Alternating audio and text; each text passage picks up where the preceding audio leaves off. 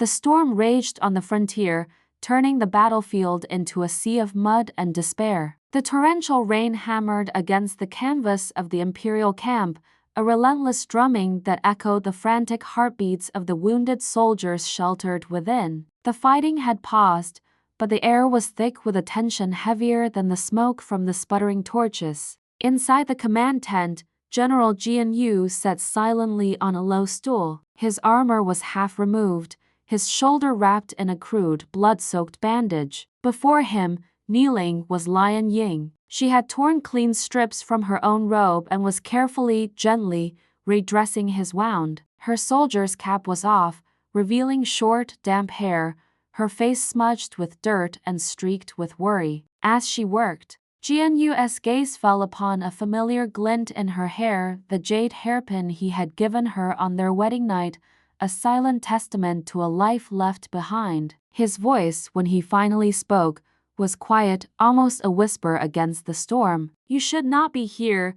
Lian Ying didn't look up, her focus entirely on securing the bandage. "Yet here I am," she replied, her voice steady. She tied the knot, her fingers lingering on his skin for just a moment too long. "If anyone discovers you," Jian Yu warned, his tone growing more urgent, "a woman in the ranks, they will call it treason. Or worse." At last, she met his eyes, her own gaze unwavering and fierce. "Then let them call it what they will. I chose this path. I choose you." The raw honesty in her words seemed to break through years of discipline and duty. He reached out, his hand hesitating for a second before he gently brushed a strand of wet hair from her cheek. It was the first time since they were married that he had touched her with such open longing, a touch free from the weight of command or obligation. His voice was a low murmur, heavy with a confession he'd never dared to speak. "I have spent years commanding armies, yet I never learned how to command my own heart."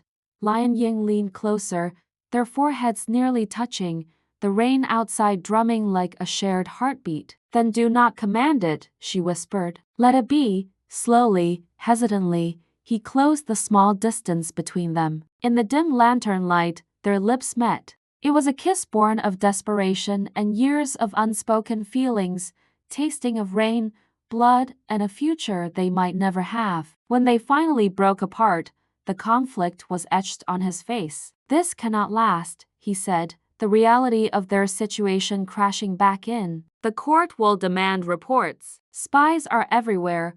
Lian Ying's eyes pleaded with him. "Then give me tonight. One night without rain between us." He didn't need words. He simply nodded, pulling her into a tight embrace. She rested her head against his chest, listening to the steady rhythm of his heart, a temporary anchor in the raging storm. For a few precious hours, they were not a general and a soldier, but just a man and a woman, finding solace in each other's arms. But secrets rarely stay hidden on a battlefield. Later that night, hidden in the shadows and the driving rain, a thin, sharp-eyed man, General Huo's aide, watched the command tent with keen interest before melting back into the darkness. Dawn arrived, and the rain softened to a quiet drizzle. Jian Yu was awake, watching Lian Ying as she slept curled against him. He gently stroked her hair, the jade hairpin glinting in the pale morning light. Suddenly, a shout from outside shattered the peace. The sound of boots splashing through mud grew closer,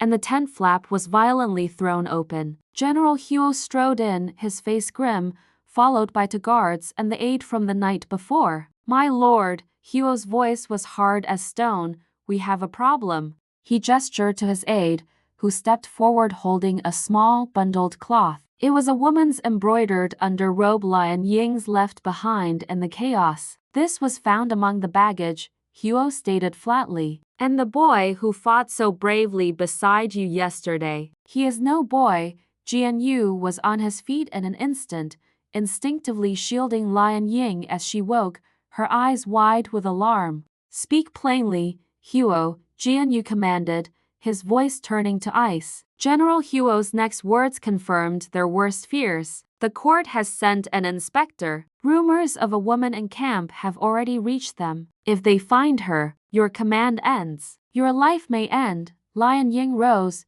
her face pale but her expression resolute. Then send me away, she said, her voice clear and strong, before dawn breaks. No, Jian Yu's reply was sharp, absolute. He turned to face his trusted subordinate. You will keep this secret. Swear it on your honor. General Huo hesitated, the weight of the command clear on his face. But his loyalty to Jian Yu was unwavering. He gave a single, reluctant nod. For you, my lord, I will. But the inspector arrives tomorrow. One day. That is all I can buy. With that, the men left, leaving a silence in the tent that felt heavier than the storm ever had. Jian Yu turned to Lian Ying, the soldier's composure finally cracking, his voice breaking with anguish. I cannot protect you here any longer.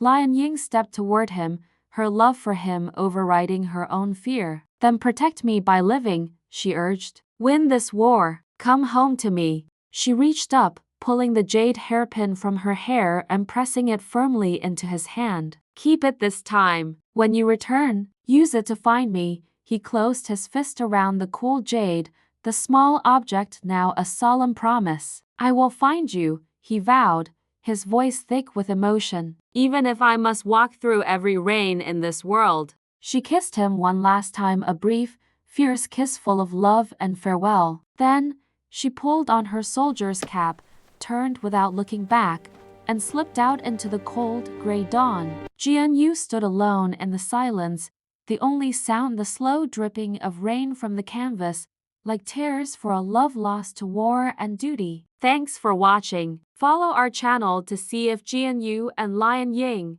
can ever find their way back to each other through the storm of war.